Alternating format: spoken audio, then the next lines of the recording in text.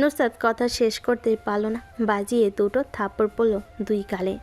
নুসরাতের মনে হলো তার সামনে পৃথিবী ঘুরছে। তার মা আজ এত মারছে কেন? কানে এলো নাসির সাহেবের ধমকানো। নাজমিন, একদম বাড়াবাড়ি করবে না। কখন থেকে দেখছি মেয়েটাকে কথা বলে চড় থাপ্পড় মারছো। কিছু বলছি না মানে এই না যে কিছু বলবো না। চুপচাপ বসো। এত বড় মেয়েকে আর একবার মারতে দেখলে আমার থেকে খারাপ আর কেউ হবে না। নাজমিন বেগম বসলেন নিজের জায়গায়। বসতে বসতে চোখ দিয়ে নুসরাতকে শাসাতে ভুলেন না, মুখ দিয়ে শাসালেন। বেশি কথা বলতে দেখলে মুখ সেলাই করে রাখবো। 2 সপ্তাহ থাপ্পড় না পড়ে মুখ বেশি চলছে। একদম বেশি কথা বলতে যেন না দেখি। নুসরাতের ভোতা মুখ ভোতা হয়ে গেল। নাসির সাহেব শান্ত কণ্ঠে শুধালেন। তুমি কি করছো সেটা বলো। নুসরাত ঠোঁট চেপে মিনমিনিয়ে বলে উঠল। গাড়িতে আগুন লাগিয়ে দিয়েছি। নাজমিন বেগম বলেন। দেখেছেন, আপনার মেয়ে আগুন লাগিয়ে দিয়েছে বাচ্চা ছেলেটার গাড়িতে। নুসরাত চিৎকার করে উঠল। নাজমিন বেগমের চোখ রাঙ্গানো দেখে নিজের রাগ গলদকরণ করে বলে উঠল। আমার একার দোষ শুধু দেখে আম্মা। আরশ ভাই যে আমার গাড়িতে আগুন লাগিয়েছে তা দেখছে না। নাজমিন বেগম হাত দিয়ে টেবিলে থাপ্পড় মারলেন। দেখেছেন কি সাহস ওর! মুখে মুখে তর্ক করে, আবার দোষ চাপায় ওই বাচ্চা ছেলের ওপর। নুসরাত চিৎকার করে ওঠে, রাগে হাত মুঠো করে বলে। উনি বাচ্চা হলে আমি কি বুড়ো আমি? নাজমিন বেগম শাসিয়ে বললেন। চুপ, একদম চুপ। ইসরাত মাঝখান থেকে বলে উঠল। হয়েছে আম্মু, তুমি এমন বিহেভ করছো, সব দোষ নুসরাতের। দুজনের সমান দোষ আমি মনে করি। নুসরাত উপর নিচ মাথা নাড়ল। নুসরাতের ষষ্ঠ ইন্দ্রিয় জানান দিল ইসরাতের গালে থাপ্পড় পড়ার প্রবল সম্ভাবনা আছে। নাজমিন বেগম রেগে ফুঁসে উঠে ইসরাতকে একটা দিতে যাবেন, নুসরাত টেনে সরিয়ে নিল। নাজির সাহেবকে উদ্দেশ্য করে বলল। এই ভদ্র মহিলাকে কে বলেছে আমাদের আলোচনায় নিয়ে আসতে? এসেছে থেকে আমাকে পিটিয়ে চলেছে। এখন নাদান শিশু মেয়েটা একটু পক্ষপাতিত্ব করায় ওকেও পিটাচ্ছে। মানে এই ভদ্র মহিলাকে কেন যে এখানে এনেছেন আব্বা? নাজমিন বেগম ক্ষোভ প্রকাশ করে বললেন। আপনার মেয়ের আচরণ দেখেন। আমাকে ভদ্র মহিলা বলছে। ওকে বলে দেবেন আমার সাথে আর যেন কোনো কথা না বলে। আমি বলেই আপনার সংসার করছি, আপনার মেয়েদের ফরমায়েশ কাটছি, আপনাদের সব কিছু পরোয়া করছি, আর আপনারা আমাকে তার প্রতিদান এই দিলেন? আমার জায়গায় অন্য বেটি হলে এতদিনে মুখের উপর ঠ্যাং দেখিয়ে চলে যেত। কথাটা শেষ করে ওনার কোণে চোখ মুছলেন নাজমিন বেগম। নুসরাত আর ইসরাত মায়ের দিকে তাকিয়ে সমসুরে বলে উঠল। ও হয়ে গেল গোপন বৈঠক। কিছুক্ষণ পর গোপন বৈঠক চলছে এখনো। নাসির সাহেব গম্ভীর মুখে বসে আছেন। নুসরাত দুগালে হাত রেখে বসে আছে। নাসির সাহেব নুসরাতকে বলেন। হাত সরাও গাল থেকে। নুসরাত দুঃখী মুখে হাত চড়াতেই দেখা গেল গালগুলো থাপ্পড়ে চোটে ঠুসঠুসে ফুলে আছে। ইসরাত আর নাসির সাহেব নুসরাতের গাল দেখে নাচে তো হেসে দিলেন। ইসরাত বলে উঠল। আব্বু, নুসরাতকে কিউট কিউট লাগছে না? নাসির সাহেব মাথা নাড়ালেন, বলেন। তোমার মায়ের উচিত প্রতিদিন এরকম করে দেওয়া, তাহলে ওর মুখ দেখতে স্বাস্থ্যবান দেখাবে। ইসরাত আর নাসির সাহেব হাই ফাইভ করে হাসলেন। নুসরাত দুজনের দিকে খ্যাপাটে নজর বুলিয়ে উঠে চলে যেতে নিবে। নাসির সাহেব পিছু ডাকলেন, বলেন। আগামীকাল সকালে তোমার জন্য নতুন বাইক নিয়ে যাব। আগামীকাল সকালে তোমার জন্য নতুন বাইক নিতে যাব। আগে বলে দিচ্ছি, টাকা তুমি দিবে, আমি নিয়ে যাব। নুসরাত কপাল কুঞ্চিত করল, মুখ বাঁকিয়ে বলল। তাহলে আমি একাই যেতে পারবো, আপনার যাওয়ার প্রয়োজন নেই। ইসরাত নাসির সাহেবকে বলল। আব্বু, ছোট মানুষ, কিছু দিয়ে দিয়েন। নাসির সাহেব নিজস্ব ভঙ্গিমায় বলে উঠলেন। আচ্ছা, ইসরাত সুপারিশ করেছে বলে 20 টাকা দিব তোমাকে, বাকি টাকা নিজের পকেট থেকে খরচ করবে তুমি। নুসরাত শক্ত কণ্ঠে শুধালো। আমাকে নিয়ে মজা নিচ্ছেন আপনারা দুজন? নাসির সাহেব আর ইসরাত মাথা উপর নিচ নাড়িয়ে রুম কাঁপিয়ে হাসল। তারপর ইসরাত আর নাসির সাহেবকে বলেন। জি হ্যাঁ, আপনাকে নিয়ে আমরা মজা নিচ্ছি। নাসির মঞ্জিলের পরিবেশ টান টান। নুসরাত আর ইরহামের ভিডিও করছে। সামনে কিচেন কাউন্টারে বসে সেসব লক্ষ্য করছে ইসরাত আর মোমো। গত 1 সপ্তাহ যাবৎ মোমো সৈয়দ বাড়িতে ছিল। হয়তো 3 মামা মিলে আটক করেছেন, তাই আসতে পারছিল না। আজ রাস্তায় বের হয়ে পা টেনে টেনে হাঁটতে দেখে আহান আর ইরহাম মিলে আক্রমণ বলে মোমোর ওপর ঝাঁপিয়ে পড়েছিল। অতঃপর টেনে নিয়ে এসেছে নাসির মঞ্জিলে। ইসরাত আর মোমোকে কিচেন কাউন্টারে বসিয়ে রেখেছে নুসরাত। রান্নার পর দুজনে টেস্ট করে জানাবে কীরকম হয়েছে তাদের রান্না। তাই দুজনেই পা দুলিয়ে দুলিয়ে দেখছে নুসরাত আর ইরহামের কাণ্ড। হাতে বড়সড় একটা পপকর্নের বোল। দুজনেই টপাস টপাস করে মুখে ঢোকাচ্ছে আর দেখছে। নুসরাত আর ইরহামের কাণ্ডের থেকে ক্যামেরাম্যানের কাণ্ড দেখতেই ইসরাতের বেশি মজা লাগছে। চোখে কালো চশমা লাগিয়েছে, হাতে মোবাইল, একবার এদিকে মোবাইল ঘোরাচ্ছে তো একবার সেদিকে। ইসরাতের কাছে আহানকে ব্যাঙের বাচ্চার মতো মনে হলো, যে জন্মগ্রহণ করেই খুশিতে গদগদ করে লাফাচ্ছে। আর নাজমিন বেগম বাড়িতে নেই, গিয়েছেন বোন নাজু বেগমের বাড়ি। তাই কিচেন দখল করেছে এসে এই 3 বান্দর। না হলে এদের কিচেনে ঢুকতে দেন না নাজমিন বেগম। যখনই ঢোকে কিছু না কিছু বিনষ্ট করে বের হয়। আজ ইসরাত বসে আছে দেখার জন্য কি কি বিনষ্ট করে বের হয় এই 3 নমুনা কিচেন থেকে। নুসরাতের কথা কানে যেতে নড়েচড়ে বসলো মোমো আর ইসরাত। নুসরাত বলছে, হ্যালো গাইজ, আমি ছাপড়ি নীল জলহস্তি, আর এ হলো আমার ভাই সাপড়ি টিকটকার প্রিন্সেস মইনুল। আজ আমরা আমাদের জন্য কিছু সাপড়ির রেসিপি নিয়ে আসছি আপনাদের সামনে। ঘরে থাকা কয়েকটি উপাদান দিয়েই আপনারা বানিয়ে ফেলতে পারবেন এই সাপড়ি রেসিপি। আপনাদের ঘরে যদি না থাকে তাহলে কোনো সমস্যা নেই, কারণ এসব জিনিস শুধু বড়লোকসদের বাসায় থাকে। তাহলে আপনাদের বাসায় থাকবে না। তো চলে যাই আমাদের রেসিপিতে। ইরহাম হাতে ফ্রাই প্যান নিয়ে নাম খুঁজে পেল না। নুসরাতের কাছে জানতে চেয়ে শুধায়, এটার নাম কি? নুসরাত নিজেও ফ্রাই প্যানের দিকে তাকিয়ে থাকে, বোকা হেসে বলে, জানি না, আম্মা ডিমবাজি করে এতে। পরপর দুজনের দিকে তাকিয়ে নাম বানিয়ে নেয়। চিৎকার করে সমস্বরে বলে ওঠে, এটার নাম ডিমবাজি করার বাসন। জানি এসব ইউনিক জিনিস আপনাদের বাসায় নেই, আপনারা তো পিওর ছোট লোক, আমরা আবার ধনী মানুষ। তো এই রান্না করতে আপনাকে ফলো করতে হবে 4টা স্টেপ। প্রথম স্টেপ দেখাবে আমার ভাই প্রিন্সেস মইমুনুল। ইসরাত হেসে গড়াগড়ি খাচ্ছে মোমোর উপর হাত দিয়ে ঠোঁট চেপে ধরে হাসছে মোমো। ইরহাম এর মধ্যে বলে উঠল, প্রথম স্টেপ, গ্যাসের চুলা সুইচ টিপে জ্বালিয়ে দিবেন, তারপর ডিম ভাজি করার বাসন বসিয়ে দিবেন। ঘরে যা আছে তা দিয়ে দিবেন, না থাকলে দেওয়ার প্রয়োজন নেই। তেজপাতা, এলাচ, গোলমরিচ তৈলে রেখে দিবেন কতক্ষণ। যখন পটর পটর করে শব্দ হবে নামিয়ে নেবেন। নুসরাত ফ্রিজ খুলে বলে উঠল, দ্বিতীয় স্টেপ, ফ্রিজ এরকম শব্দ করে খুলবেন, তাহলে নিজেকে বড়লোকস মনে হবে। ফ্রিজ থেকে টেনে বের করবেন বড় গোস্তের বাটি। ছোট বাটি বের করলে তখন আবার আপনার নিজেকে ছোট লোক মনে হবে, বুঝলেন? বাটি নিয়ে গিয়ে সিঙ্কে ঢিল মেরে ভিজিয়ে রাখবেন, এতে করে প্লাস্টিকের বাটি ভেঙে গেলেও পরোয়া করবেন না। যদি না ভাঙতে পারেন আপনি ছোট লোকস, আর ভাঙতে পারলে আপনি বড় লোকস। তৃতীয় স্টেপ, গোস্ত পানি দিয়ে ভালো করে ধুয়ে নেবেন। আপনাদের ইচ্ছে না হলে ধোয়ার প্রয়োজন নেই, আমরা আবার না ধুয়ে খেতে পারি না, পরিষ্কার মানুষ তো। ধোয়া শেষে তুলে রেখে দেবেন। ইরহাম বলে উঠল, চতুর্থ স্টেপ, মস্ত বড় একটা ডেক্সি দেখে তার মধ্যে ভরে দিবেন। কাটাকাটির দরকার নেই, আমরা বড় লুকস মানুষ, এসব কাটাকুটি করি না। আপনারা গরিব, তাই করে নিয়েন। তারপর পেঁয়াজ দিয়ে দিলাম পরিমাণ মতো, আপনারা চাইলে পরিমাণ মতো না দিলেও পারবেন। তারপর রসুন, আদা গুঁড়ো আধ চামচ, মরিচ 2 চামচ, লবণ 1 চামচ, আর মাংস মশলা 1 চামচ, 5 ফোড়ন 1 চিমটি, ভেজে রাখা গরম মশলা গুঁড়ো করে দিয়ে দিবেন গোস্তের মধ্যে। আপনারা যে স্টাইলে আপনাদের স্বামীদের পাঁজরের হাড় গুঁড়ো করছেন সেভাবে। একটু বেশি তেল দিয়ে বসিয়ে দিলাম আগুনে ডেকচে। নুসরাত ভাষণ দেওয়ার নাই ভঙ্গি করে বলে উঠল, আপনারা চাইলে আপনাদের দজ্জাল শাশুড়ি পেছনে এই আগুন লাগিয়ে দিতে পারেন, আমরা কিচ্ছু মনে করব না। এরকম আরও খারাপ বুদ্ধি নিতে আমাদের সাথেই থাকুন, আমাদের ফলো করুন, লাইক করুন, কমেন্ট করুন। নুসরাতের কথা বলা শেষ হতেই ইসরাত চোখ দিয়ে পেছনে ইশারা করল।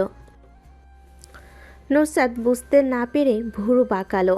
ইসরাত ঠোঁট চেপে শুধু পেছনে ইশারা করলো। ইসরাতের ইশারা অনুযায়ী নুসরাত বাদিকে ঘুরতেই অগ্নিবর্ণ হয়ে দাঁড়িয়ে থাকা নাজমিন বেগমকে লক্ষ্য করলো। জিভ কেটে ইরহামকে হাত দিয়ে ধাক্কা দিতে দিতে বলে উঠল, ইরহাম রে, আজরেল দরজার সামনে দাঁড়ানো। মনে হয় আজ আমাদের জান কবজ করে তবেই এই বাড়ি থেকে বের হবে আজরেল। ভাগ। ইরহাম নিজেও এতক্ষণে নাজমিন বেগমকে দেখল। মিষ্টি কণ্ঠে ডেকে উঠল। সুইটহার্ট, উপরে স্বাভাবিক থাকলেও দুজনের ভয়ে বুক কাঁপছে। আহান তখনও ভিডিও করতে ব্যস্ত। সে তার চশমাখানা নাকের ডগায় নামিয়ে ক্যামেরার লেন্স স্থির করেছে। নাজমিন বেগম লাল মুখের দিকে এখান থেকে পালানোর কোনো চিন্তা নেই তার। খেলে দু একটা খাবে চট থাপড়, তাতে কি ভিডিওটা একবার করে নিতে পারলে আপুকে আর ভাইকে ভাইরাল করে দিতে তার ন্যানো সেকেন্ড লাগবে না। মনে মনে শয়তানি হাসি দিয়ে অত্যন্ত মনোযোগী হলো মোবাইলে ভিডিওতে। নুসরাত আর ইরহাম কিচেনের দরজা দিয়ে দৌড় দেওয়ার পূর্বে নাজমিন বেগম নিজের পায়ের যারা লোগো বিশিষ্ট জুতো খুলে হাতে নিলেন। কোনো কথা ছাড়ে সেটা দিয়ে ঝটপট হাতে নুসরাত আর ইরহামের পিঠে লাগালেন। শক্ত জুতোর বাড়ি পিঠে পড়তে ব্যথায় দুজনেই চিৎকার করে উঠল। অতপর একলাপে হাতের ফাঁক দিয়ে পালালো। আহান তখনও ভিডিও করতে ব্যস্ত। এরপরের টার্গেট যে সে ভুলেই বসেছে ভিডিও করতে করতে বলে উঠল, মেজমা স্মাইল। নাজমিন বেগমের রাগী চোখ তৎক্ষণাৎ ঘুরে গেল আহানের দিকে। রাগে হিসিস করতে করতে এসে নুসরাত আর ইরহামের রাগ ঝালেন বেচারার উপর। জুতোর বাড়ি পিঠে পড়তে তীক্ষ্ণ ব্যথা হলো। আহানের ভিডিও তখনও বন্ধ হচ্ছে না। একদিকে নাজমিন বেগমের হাতে মার খাচ্ছে, সাথে চিৎকার করছে আম্মু, আব্বু, মেজমা, আপি বলে অন্যদিকে ভিডিও করছে। আহানের মতে যে কোনো মুহূর্তে চলুক, ভিডিও করা বন্ধ করা যাবে না। It's really important. নাজমিন বেগমের হাতে ধুলুনি খেয়ে আহান অনেক কষ্টে পালালো। এত ব্যথা পেয়েছে, চোখে পানি, কিন্তু ঠোঁটে হাসি লেগে আছে। যেতে যেতে নাজমিন বেগমকে ফ্লাইং কিস ছুঁড়ে দিয়ে বলে উঠল, I love you Mejma, I love you so much, more than my mom. Nazmin Begum কিয়ৎকাল সেদিকে তাকিয়ে মোমো আর ইসরাতের দিকে চোখ ঘোরালেন। ইসরাত দুহাত উপরে তুলে স্যারেন্ডার করার ভঙ্গি করে বলে উঠল, যা যা অগোছালো করেছে সব আমি পরিষ্কার করব, মেজ থেকে শুরু করে সব। আজকে রান্না আমি করে দেব। তবুও তোমার এই রোবোটিক জুতো দিয়ে আমাকে পিটিও না প্লিজ। মোমোর পানে চাইতে মিনমিন করে আওড়ালো। বাসন কোসন মুছে একদম ঝকঝকে করে রাখবো। নাজমিন বেগম কিছুক্ষণ চেয়ে থেকে বোরকা সামলে চলে গেলেন। ইসরাত পেছন থেকে শুধালো, তুমি তো আন্টির বাসায় গিয়েছিলে, তাহলে ফিরে আসলে কেন? গাড়ি নষ্ট হয়ে গেছে বাসার মোড়ে গিয়ে। আজ গাড়ি নষ্ট না হলে বাসায়ও আসতাম না, আর তোমাদের ভাই বোনের কীর্তিকলাপও দেখতাম না। অসভ্যের দল বাড়ি একা পেতেই আমার কিচেনে এসে হামলা করেছে। নাজমিন বেগমের হাতে পিটনি খেয়ে পরিবেশ ঠান্ডা হতেই সোফায় এসে ধূপ করে বসে পড়ল নুসরাত। রিমোট চেপে টিভি চালাতেই কানে আসলো ব্রেকিং নিউজ, আজকে তাজা খবর। কথাটা শেষ করার আগেই রিমোট চেপে বন্ধ করে দিল নুসরাত। মিনমিন করে গালি দিল, প্রচুর তাজা খবর, আমি শুনতে চাই না এইসব। আমার নিজের অবস্থা রোগা মানুষের মতো, তাহলে তাজা কথা শুনে আমার লাভ কি? আমি শুনবো হচ্ছে রোগা খবর। বিড়বিড় করে উঠে দাঁড়াতেই ইরহাম দৌড়ে এসে ড্রয়িং রুমে প্রবেশ করল। হাতে মোবাইলখানা নুসরাতের সামনে তুলে ধরতে নুসরাতের অক্ষিপটে ভাসল হেডলাইন, পাথরের আঘাতে এক যুবকের মৃত্যু, উপস্থিত জনতা নিশ্চুপ এমন আচরণে। হত্যাকাণ্ডের দুদিন পরই ভিডিও সোশ্যাল মিডিয়ায় দেখা যাচ্ছে। হত্যাকাণ্ড, ধর্ষণ, খুনি, ডাকাতি এসব নিয়ে কি একটা সুস্থ স্বাভাবিক দেশ গড়ে তোলা সম্ভব? এতটুকু পরেই নুসরাত কিছুক্ষণ চুপ করে থাকলো। তারপর এক প্রকার ঠেলে মোবাইল দূরে সরিয়ে দিয়ে সোফায় বসতে বসতে ইরহামকে উদ্দেশ্য করে আওড়ালো, শোন, আমার মনে হয় দেশের এই অবস্থা ভঙ্গুর শাসনের জন্য ক্ষমতায় একজন নিষ্ঠাবান ব্যক্তি বসা উচিত, যে দেশের কল্যাণের জন্য ভাববে। ডক্টর মোহাম্মদ ইউনুস খারাপ নাকি? আমি সেটা বলছি না, আমি বলছি শক্ত শাসনের কথা। সেদিন দেখলাম 8 বছরের এক মেয়েকে ধর্ষণ করা হয়েছে। যে ধর্ষণ করলো তাকেই শুধু শাস্তি দেওয়া হয়েছে, কিন্তু যারা জড়িত ছিল তাদের ছেড়ে দেওয়া হয়েছে। এখন তারা মুক্ত বাতাসে শ্বাস নিচ্ছে। যদি সঠিক আইন প্রণয়নই না করতে পারে, তাহলে কিসের দেশ শাসন হবে? আইনের উচিত ছিল লোকগুলোকে সাধারণ জনগণের হাতে ছেড়ে দেয়া, তারপর পাথর নিক্ষেপ করে হত্যা করা। আমাদের দেশের আইনই ঠিক নয়, তাহলে দেশে সঠিক বিচারটা হবে কি করে? এই জন্যেই ক্ষমতায় সঠিক কাউকে বসানো উচিত, যার গর্জনে পুরো দেশের দুর্নীতিবাজ ভয় পাবে। কোনো ভুল কাজ করতে গেলে একবারের জায়গায় 10 বার ভাববে। নুসরাতের কথাই সহমত পোষণ করে মাথা দোলাই ইরহাম। জিজ্ঞেস করলো, মতামতে এখন কাকে ক্ষমতায় বসানো উচিত? তাহলে নুসরাত ইরহামের ভাবসাব নেওয়া দেখে বলে উঠল, তুই মনে করিস না তোকে ক্ষমতায় বসাবো বলে আমি ভাবছি? দেখা যাবে জনগণ তোকে ধরে পিটাচ্ছে আর আমাকে তুই ফোন দিয়ে বলছিস তোকে বাঁচাতে যেতে। ওসব আমার দ্বারা সম্ভব নয়। তোকে বসানোর চিন্তা আমার নেই। ক্ষমতায় বসে তুই আমাকে লাথি মারবি না, তার গ্যারান্টি কি? নুসরাত ইরহামের মুখের উপর তর্জনী আঙ্গুল তুলে ক্রস কাটতে কাটতে বলে ওঠে, তুই ক্ষমতা পাচ্ছিস না, ক্রস করে দিলাম তোকে। ইরহাম মুখ পাংশুটে বানিয়ে শুধালো। কাকে বসাবি ক্ষমতায়? নুসরাত ঠোঁট টিপে হেসে বলে উঠল, আরশ ভাইকে বসাবো ক্ষমতায়। তোর বেনিফিট কি এখানে? আমি বসলে তুইও ওর সাথে ক্ষমতা পাবে, এটা নিশ্চিত থাক। কিন্তু ভাই জীবনেও তোকে এসবের ধারে কাছে যেতে দিবে না। ইরহামের ঝটপট করা প্রশ্নে নুসরাতও ঝটপট উত্তর দিল। কথা মনে হয় ঠোঁটের ডগাই ছিল তাই। শোন আমার প্রিয়া ঋষি বেহনা, ইসরাতকে প্রথমে আমি ক্ষমতায় বসাতে চেয়েছিলাম, কিন্তু বেচারি এত সুন্দর, পুরুষ মানুষ ভোট কেন্দ্রে ভোট দিতে এসে এমন সুন্দরী নেত্রী দেখে ভোট দেওয়ার বদলে ফিট খেয়ে পড়ে থাকবে। তাই ও ক্যান্সেল। তোকেও বসাবো না। তুই গণধোলানি খেলে আমাকেই তোকে উদ্ধার করতে যেতে হবে, আর সেখানে আমি মার খাবো না তার গ্যারান্টি কি? তাই তুইও ক্যান্সেল। জাইন ভাইয়া সবার আগে ক্যান্সেল। ডক্টর মানুষ জনগণের প্রতি বেশি দরদি হবেন, কঠিন সিদ্ধান্ত নিতে পারবেন না, তাই জামাই বউ দুজনই ক্যান্সেল। আর কে থাকে? ইরহাম মিনমিন করে বলে, তুই আমি বসতাম, কিন্তু আমার এত কাজ, কি বলবো। আমার বাপের সৈয়দ চয়েসের ব্র্যান্ড প্রমোশন করতে হবে, এরপর সৈয়দ চয়েসের মেকআপ আজকাল সেল ডাউন হচ্ছে, তাই বাজারে মার্কেট আপ করতে হবে। হাতের ব্রেসলেটগুলোরও এখনও প্রমোশন করা বাকি, তাই আমি ক্ষমতায় বসতে পারছি না। নিজাম শিকদার, হেলাল আহমেদ, সুফি খাতুন, এদেরও তো টাইট দিতে হবে, তাই না? তাহলে আমি ক্ষমতায় বসলে এসব কে করবে? তাই আমি ক্ষমতায় বসবো না। চল কথা বলিস না কেন? মানুষ বেশি কথা বললে তুই তাদের মাথা ফাটিয়ে দিবি, সেটা বল। তা না করে যুক্তিবিদ্যার আজব লজিক দিচ্ছিস কেন? নুসরাত চোখ টিপে বলল। ধর। সে নুসরাত কথা শেষ করার পূর্বেই ইরহাম তাকে জড়িয়ে ধরল। নুসরাত রাগী মুখে চিৎকার করে বলে উঠল, তোকে বলেছি ধরতে, তোকে আমি বলিনি আমায় জড়িয়ে ধরতে, ছাগলের বাচ্চা।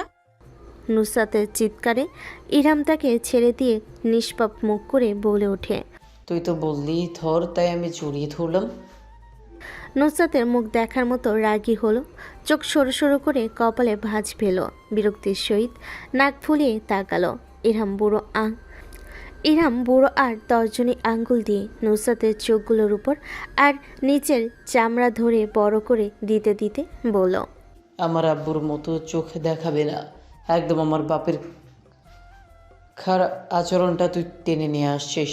ছাগলের 3 নাম্বার বাচ্চার মতো থাকাস। তাহলে তুই ছাগলের 2 নাম্বার বাচ্চা, এটা বলতে চাচ্ছিস? উপর নিচ মাথা নাড়িয়ে স্বীকারোক্তি দিল, সাথে বলল, আর আপনি ছাগলের 1 নাম্বার বাচ্চা। আচ্ছা ধরি আমি ক্ষমতার আসনে বসলাম।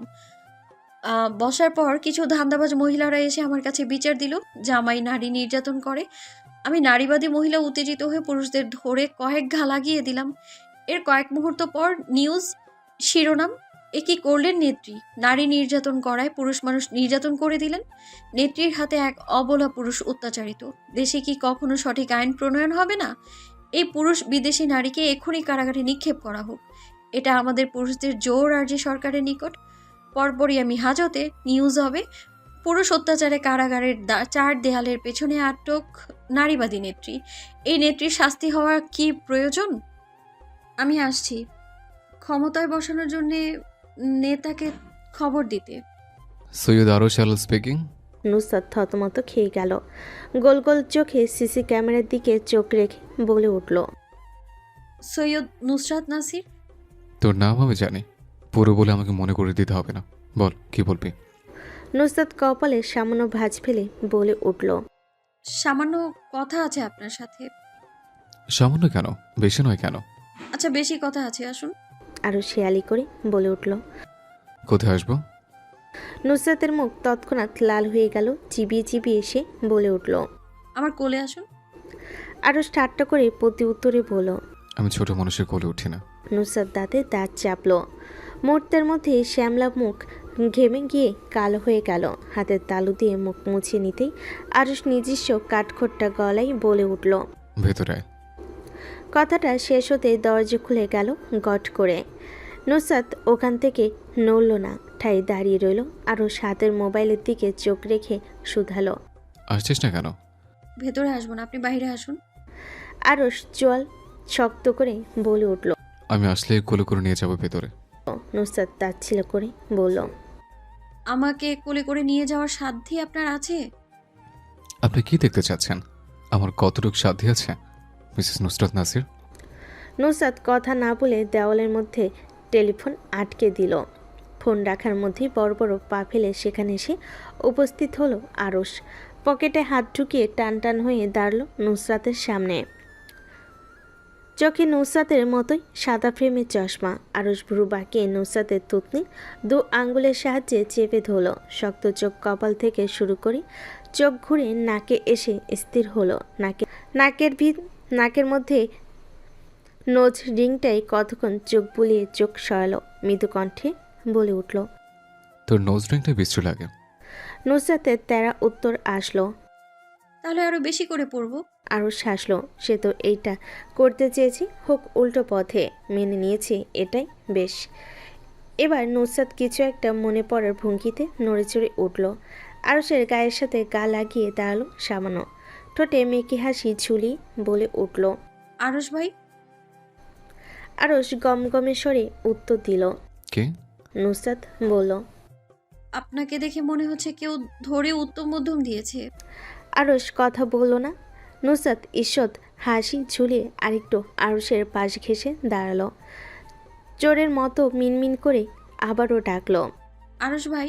আরুষ রাগী কণ্ঠে উত্তর দিল। কি ছাগলের মতো ব্যবহার করছিস কেন? আরশ ভাই, আমি একটা রাসায়নিক বিক্রিয়া মাত্রই করেছি। করে দেখলাম ওই যে দূরে থাকা ছাগল আর আপনার মধ্যে অনেক মিল। আরুষ ভেতরে ভেতরে ফুঁস করে উঠল, কিন্তু উপরে কাম অ্যান্ড কম্পোস্ট দেখানোর চেষ্টা করলো। কিভাবে? আমি আপনাকে রাসায়নিক বিক্রিয়াটা বোঝাই ভালো করে। দেখুন, আপনার ঘন কালো ভ্রু, ওই ছাগলটারও ঘন কালো ভ্রু। আপনার মুখটা ওভাল কিন্তু কিছুটা কেমন যেন। ওই ছাগলটারও মুখ ত্রিকোণ আকৃতির কিন্তু কেমন যেন। আপনি বুঝতে পারছেন আমি কি বোঝাতে চাচ্ছি? আরুষ শক্ত ভঙ্গিমায় মাথা নাড়ল। তারপর গিবা সামান্য বাকি নুসরাতের কানের কাছে মুখ এনে হিসিয়ে বলে উঠল। হ্যাঁ, বুঝতে পারছি। আর কি কি মিল পেলি? এই দেখুন, আপনি কথা বলেন ফিস ফিস করে, আমি শুনি। আপনি ম্যামাই করছেন। আপনার খাড়া সরু নাক, ছাগলেরও তেমন। আপনার কলার বোন আছে, ছাগলেরও আছে। আপনি ঘাস পাতা খান, ছাগলও খায়। কতটা মিল আপনাদের, দেখেছেন? আরুষ বলল। আমি ছাগল হলে তুই ছাগলের পত্নী। এবার ঠিক আছে? নুসরাত মাথা নাড়ল, মুখ দিয়ে ধ্বনিত হলো। জি, ঠিক বলেছেন।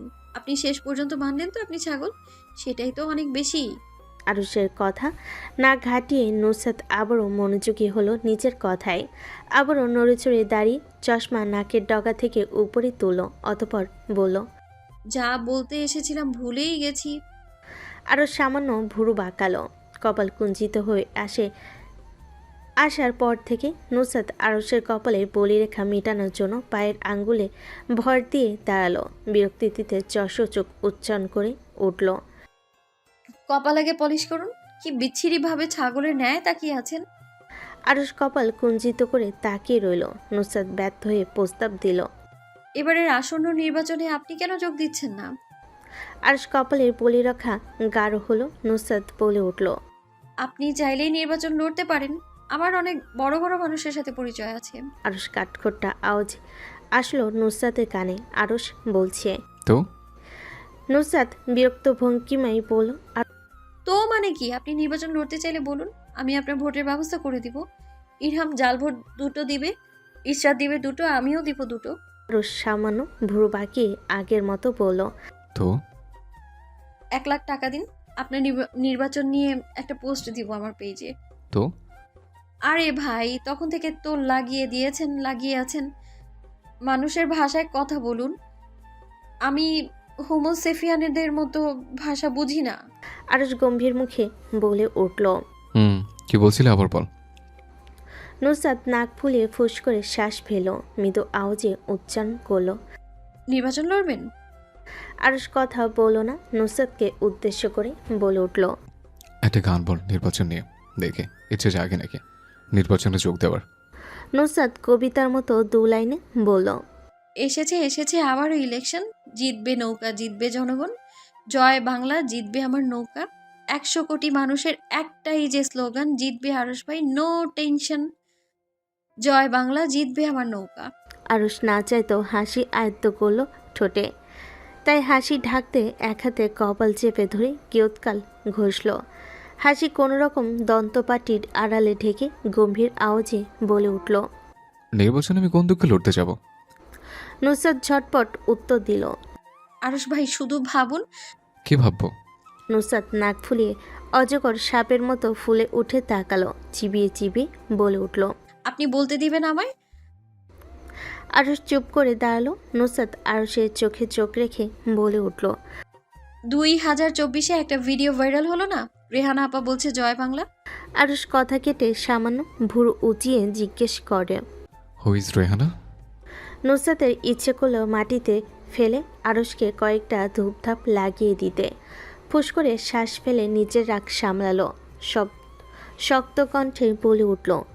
তোর বউশালা।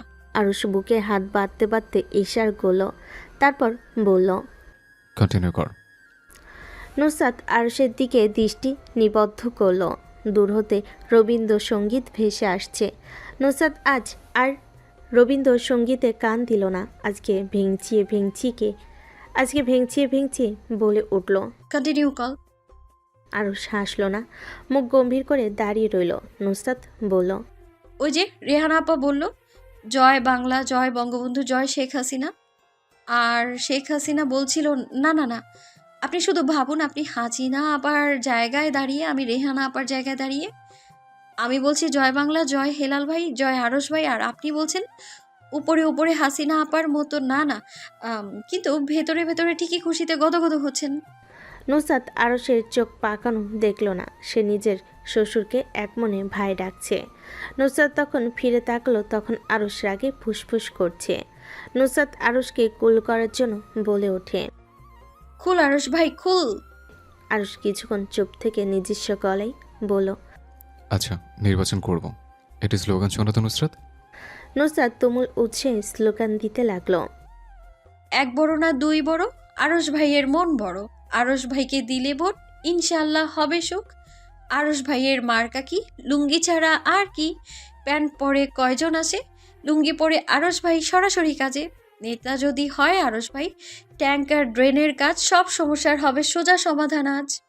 আরস নুসরাতকে অদ্ভুত দৃষ্টিতে কিছুক্ষণ অবলোকন করে পকেট থেকে ফোন বের করলো। ফিঙ্গারপ্রিন্ট দিয়ে দ্রুত হাতে মুখস্থ নাম্বার কিউপ্যাডে ডায়াল করলো।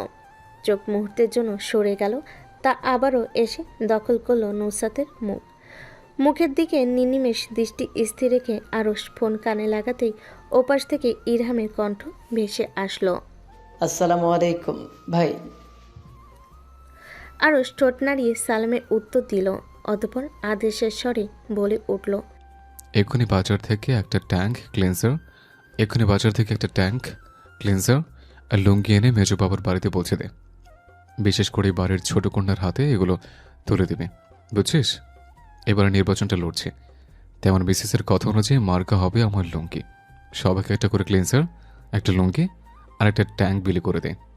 আর আমার শ্বশুর বাড়িতে জনপ্রতি একটা করে লুঙ্গি পাঠিয়ে দিস, আর শাশুড়ি আমাকে একটা ছাই রঙের শাড়ি পাঠিয়ে দিস, ওনাকে এই রঙের দারুণ মানায়। ইরহাম কোনো কথা ছাড়াই উত্তর করল। জি ভাই। ইরহামের রুম গোছাতে গিয়ে ঝর্ণা বেগমের হাতে পড়েছে অনেকগুলো প্রেমপত্র। এক একে সব খুলে পড়তেই তার চোখগুলো বিহিতাকার ধারণ করেছে। শুধু কোটর থেকে বেরিয়ে আসা পূর্বক্ষণ মাত্র গোল গোল চোখে মনোযোগ সহকারে কতক্ষণ অবলোকন করলেন চিঠিগুলো, অতবার নাইট স্ট্যান্ড থেকে ফোন হাতে নিয়ে দ্রুত হাতে কল লাগালেন নুসরাতকে। প্রথমবার কল দেওয়ার পর নুসরাত কল পিক করল না। জনা বেগম এতে মোটো বিরক্ত হলেন না, ধৈর্য সহকারে আবারও কল লাগালেন নুসরাতের নাম্বারে। এটা নুসরাতের বদ অভ্যাস, প্রথমবার কলে কারোরই ফোন ধরবে না, দ্বিতীয় কলের প্রথম রিং হতেই ধরবে। শ্বাস ফেলে ঝর্ণা বেগম অপেক্ষা করলেন নুসরাতের কল পিক করার। ঝর্ণা বেগমের অতর্কিত চিন্তায় ব্যাঘাত ঘটাতে নুসরাত গলা খাকারি দিল। অতঃপর উচ্ছ্বাস মিশ্রিত মেয়েলি গলার স্বর ভেসে আসলো কানে। হ্যালো বৌমা। ঝর্ণা বেগমের ঠোঁটে আপনা আপনি হাসি চলে আসলো। মুহূর্তেই মুখ শক্ত করে নিয়ে নুসরাতকে কাট কাট গলায় জিজ্ঞেস করলো, ইরহামের বাচ্চা তোদের বাড়িতে? নুসরাত এক ভুরু উঠিয়ে নির্বিঘ্নে উত্তর দিল। হ্যাঁ। ঝর্ণা বেগম হেয়ালি না করে সোজা সাপটা জানতে চাইল, এই নিয়ে শোয়েবের বাচ্চা কয়টা মেয়ের সাথে প্রেম করেছে? নুসরাত সামান্য অবাক হলো। অতঃপর ইরহামকে বাস দিতে পারবে ভেবে তির্যক হাসল। হাতের আঙ্গুলে গুনে নিল কতগুলো মেয়ের সাথে এই নিয়ে ইরহাম প্রেম করেছে। সামান্য কাল অতিবাহিত হতেই নুসরাত বিটকেল মার্কা চেহারা বানিয়ে উত্তর দিল, এই তো বেশি না, মাত্র সখানিক হবে। ঝর্ণা বেগমের কপালে হাত পড়ল। চোখ সরু করে নুসরাতের উদ্দেশ্যে প্রশ্ন ছুলেন। এতদিন ধরে আমায় জানাসনি কেন? নুসরাত সদর্পে বলে উঠল, আমি নুসরাত নাসির, কারোর সিক্রেট ব্রেক করি না, আর এটাই আমার বিশেষত্ব। ঝর্ণা বেগমের নাক ফুলিয়ে বলে উঠলেন, হাতের কাছে পেয়ে নেই মেয়ে, তোর বিশেষত্ব ঝাঁটাপিটা করে বের করব। নুসরাত চোখ উল্টালো। ঝর্ণা বেগমের কথা থুড়াই কানে তুলল, সব উড়িয়ে দিল বাতাসের বেগে। ভাবসাপ নিয়ে চুল কানে পেছনে গুজতে ঝর্ণা বেগম বলেন, শোয়েবের বাচ্চা কি কি করে তার সকল খবর আমার চাই। নুসরাত ভুরু উঁচিয়ে জিজ্ঞেস করলো, তোমাকে খবর দিয়ে আমার লাভ কি? ঝর্ণা বেগম তপ্ত শ্বাস ফেলে শুধালেন, কত টাকা চাই? নুসরাত চোখের পাতার পলক ফেলে হাসল। হাসি ঠোঁটে ঝুলিয়ে রেখে বলে উঠল, তুমি গৃহিণী মানুষ, কত টাকা আর নিবে তোমার থেকে? বেশি না, একটা খবরের জন্য মাত্র 10,000 টাকা। ঝর্ণা বেগম ঠোঁট চেপে মিনমিন করে শুধালেন, ডিসকাউন্ট পাওয়া যাবে না? নুসরাত বলল, আচ্ছা যাও, তোমার থেকে 2 টাকা ডিসকাউন্ট করে দিলাম। এর বেশি আর পারবো না, আমার ব্যবসার আবার লাল বাতি চলে যাবে। এই মাসে 2 টাকা লস হয়ে গেল। ঝর্ণা বেগমের সাথে আরও কিছু জরুরি আলাপ সেরে নুসরাত ফোন রেখে দিল। তারপর পাশে বসা ইরহামের দিকে চেয়ে খিলখিল করে হেসে উঠল। শ্রীকান্ত শরৎচন্দ্র চট্টোপাধ্যায় বলেছিলেন, আমি সমস্তই দেখিলাম, সমস্তই বুঝিলাম। যে গোপনে আসিয়াছিল তাহাকে গোপনেই যাইতে দিলাম, কিন্তু এই নির্জন নিশীথে সে যে তাহার কতখানি আমার কাছে ফেলিয়া রাখিয়া গেল তাহা কিছু জানিতে পারিল না। ইসরাতের লাইনগুলো আবৃত্তি শেষে ইরহাম আর নুসরাত চোরের মতন একে অন্যের দিকে তাকালো। ইসরাত দুজনের এমন বিহেভিয়ার দেখে এর মানে খুঁজে পেল না। হঠাৎ টনক নড়তেই তার সারা শরীর ঝিম করে উঠল, বিড়বিড় করে আওড়ালো, এর আবার ডিপ মিনিং বের করতে নেমে যায় নাকি? ইরহামের বিড়বিড় শেষ হতেই ইরহাম আর নুসরাত হেসে উঠল। দুজন দুজনের দিকে এক পলক নজর মিলাই, অতপর শুধু হাসে আর হাসে। ইসরাত ভাব করলো সে শুনছে না নুসরাত আর ইরহামের কথা, কিন্তু এই দুজন তা হতে দিল না। নুসরাত তর্জনী আঙ্গুল তুলে কপাল ঘষার মতো করলো, তারপর দৃষ্টি নিবিষ্ট করলো ইরহামের পানে। ঠোঁট চেপে হাসি আটকে খিক খিক করে হাসি গলে ঝুলি বলে ওঠে, গোপনে নির্জনে নিশীথে তার কতটুকু ফেলিয়া রাখিয়া গেল, এর মানে কি রে ইরহাম? ইরহাম গম্ভীর মুখভঙ্গি করে বলে উঠল, এর ডিপ মিনিং হতে পারে গোপনে মানুষের অগোচরে। কথা শেষ না করতেই চোখের ইশারায় কিছু একটা বুঝিয়ে দিল। আর নিজেও হেসে গড়াগড়ি খাচ্ছে। শুধু একাই মোমো বলদের মতো তাদের হাসির মানে খুঁজে পেল না। তারপর প্রশ্ন করলো, এত হাসার কি হলো? ইসরাত হাতের বই মনোযোগ দেওয়ার চেষ্টা করলো। কান পাতা তখনও মেঝেতে বসা ওই 3 নাটকীয় দিকে। নুসরাত মেঝেতে গড়াগড়ি খাওয়ার মতো পড়ে আছে। তুই ওইগুলো বুঝবি না রে, এইসব বুঝতে লেজেন্ড হতে হয় আমাদের ন্যায়। কথা শেষ করে হাইফাই করলো সবাই। ইসরাত ঠোঁট চেপে বইয়ের আড়ালে মুখ ঢেকে মিটিমিটি হাসছে। মোমো ইসরাতের দিকে তাকিয়ে বলল, আপু লাইনগুলো আবার বলো। ইসরাত নিজের হাসি আটকে আবারও না বোঝার মতো করে পড়ে শোনালো মোমোকে। মোমো উঠে মোমোর ঠোঁটের আগেই শব্দগুলো প্রতিধ্বনিত জপল তসবি পড়া নেয় তাহার কতখানি আমার নিকট। এখানে এসেই পঞ্চমবারের মতো থমকালো মোমো।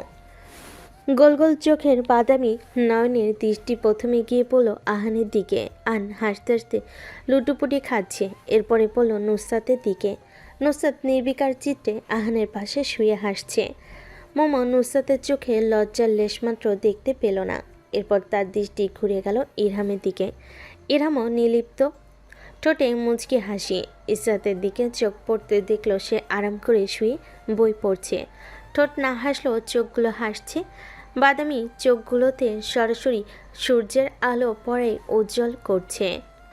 বাদামি চোখগুলোতে সরাসরি সূর্যের আলো পড়ে জ্বলজ্বল করছে। মোমো মৃদু স্বরে নুসরাতের উদ্দেশ্যে বলে উঠল, তোর লজ্জা লাগছে না এর সামনে বসে এরকম নির্লজ্জের মতো কথার মিনিং বের করতে? নুসরাত ঠোঁট উল্টালো, কপালে তথাকথিতভাবে ভাঁজ ফেলে বলে উঠল, হোয়াট দ্য ফাক, আমার কেন লজ্জা লাগবে? আমি কি কোনো গুনার কাজ করেছি যে আমার লজ্জা লাগবে? মোমো মাথায় হাত দিয়ে কিরমিরিয়ে বলল, একটু শরম কর, ও তোর থেকে 4 বছরের ছোট। নুসরাত বলল, তো কি হয়েছে? ও আমার বান্ধবী, ও তোর থেকে ভালো আমাদের কথা বোঝে। সর সৌদির ভাই। নাজমিন বেগমকে কিচেন থেকে বের হতে দেখে নুসরাত কথা সুর পাল্টে ফেল। আহান ফিসফিস করে নুসরাতের কথাটা পৌঁছে দিল মোমোর কানে। আপু বলতে চাইছে সুধীর ভাই। মোমো ধূপ করে একটা কিল বসালো আহানের পিঠে। আহান পিঠ চেপে ধরে চিৎকার করে উঠল। রাগি চোখে কতক্ষণ মোমোর দিকে চেয়ে বলে উঠল, আজ বড় ছেলে ছেড়ে দিলাম, পরের বার এমন ভুল করার চিন্তা ভাবনা করলে একদম সজীবের বাপের সাথে বিয়ে দিয়ে দিব। মোমো হিসিয়ে বলে উঠল, মন্টুর বউয়ের সাথে তোকে বিয়ে দেব? আহান চোখ উল্টালো ব্যঙ্গাত্মক ভঙ্গিতে। মুখ দিয়ে বের হয়ে আসলো ব্যঙ্গমূলক শব্দ। নুসরাত আরাম করে শুয়ে ঝগড়া করছে। উৎসাহ দিল আহানকে। আহান লেগে পড়, চুল ধরে ধুমসে কয়েকটা দিয়ে দে এই মহিলাকে, না পারলে আমি তোকে হেল্প করব। বল শুধু। আন অফ শোল্ডার টি শার্টের গলা ঝাঁকালো, ভাবসাপ নিয়ে বলল, শক্তিশালী প্রতিদ্বন্দ্বী আমি, আমার সাথে লাগতে আসবে না, ছাই করে দিব। অতপর নুসরাত ইরহাম আহান একসাথে গলা মিলিয়ে বলে উঠল, একদম সুমন্তর সু কালি কুত্তার গু করে দিব, ধুলুসাত করে দিব তোকে। এই তিনজনের কথা শুনে মোমোর চোখ ছলছল করে উঠল। নাক টেনে ইসরাতের দিকে দৃষ্টি নিক্ষেপ করতেই ইসরাত না চাইতো শব্দ করে হেসে দিল। তার সাথে তাল মিলিয়ে এই 3 নমুনাও হেসে দিল। একটু আগে ঝগড়ার পর থেকে মোমো মুখ ফুলিয়ে বসে রয়েছে। ইসরাত মানানোর চেষ্টা করছে, তবুও কিচ্ছু হচ্ছে না। হাত দিয়ে স্পর্শ করতে গেলে গা ঝাড়া মেরে ওঠে। নুসরাত আরাম করে এক হাত মাথায় নিচে ঢুকিয়ে শুয়ে নড়চড়বিহীন বদনে কাঠপুতুলির মতো মোমোর আগাগোড়া পরখ করছে। এক বুড়ো উচানো সবসময় নেয়। ইরহাম আর আহানের অবস্থা একই রকম। মোমোকে চোখ দিয়ে গিলছে 3 জন একসাথে শুয়ে থেকে। হঠাৎ হন্তদন্ত পায়ে কিচেন থেকে ফোন হাতে বেরিয়ে আসলেন নাজমিন বেগম। তৎপরতা নিয়ে বলেন, ইশরাত, শুনেছিস মন্টু ভাই নাকি আবার বিয়ে করেছে? নুসরাতের মাথায় যেন বাজ পড়ল আকাশ ফেটে। বিস্ময়ে ঠোঁট ফাঁক হয়ে গেল নিমিষে। আকৃতির মুখ করে গোলাকার আঁখি যুগলের পাতা না ফেলে বলে উঠল, মন্টুশালা বিয়ে করে নিয়েছে আবার? নুসরাত এসবে কান দিল না। যার ইচ্ছে বিয়ে করুক, তার কি। নড়ে চড়ে আবারও বইয়ের চোখ নিবিষ্ট করল নিবিড় মনোযোগে। নাজমিন বেগম ইসরাতের খামখেয়ালিতে বিরক্ত হলেন। হাত থেকে বই নিয়ে ছুঁড়ে মারলেন সামনের সোফায়। চল শক্ত করে বলেন, চল চল চল। বন্টু ভাইয়ের বউ কান্না করছে, সান্ত্বনা দিতে যেতে হবে তো। প্রতিবেশী হিসেবে তো একটা দায়িত্ব আছে নাকি আমাদের? দ্বিতীয় বিয়ে করেছে তো কি হয়েছে? আব্বু করে নাই বিয়ে? আর এরকম অদ্ভুতভাবে ঘামছো কেন? এত তৎপর হওয়ার মানেই বাকি। এমন ভাব করছো আম্মু যেন আব্বু দ্বিতীয় বিয়ে করে তোমার জন্য সত্যি নিয়ে আসছে।